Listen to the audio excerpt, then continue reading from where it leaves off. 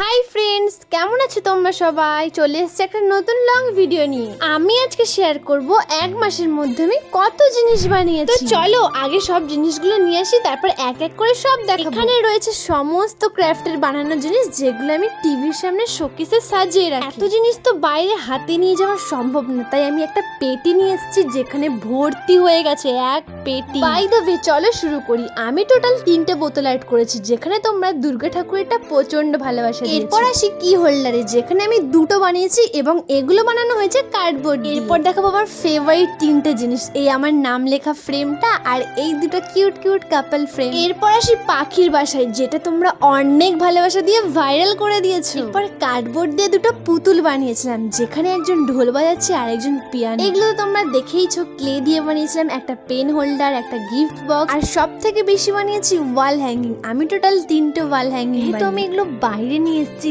দেখো কত জিনিস হয়ে গেছে, পুরো যেন মেলা বসিয়েছি ক্রাফটে। প্রায় সবকিছুই আমি দেখিয়ে দিয়েছি। তো চলো আজকের ভিডিওটা এতটাই, টাটা।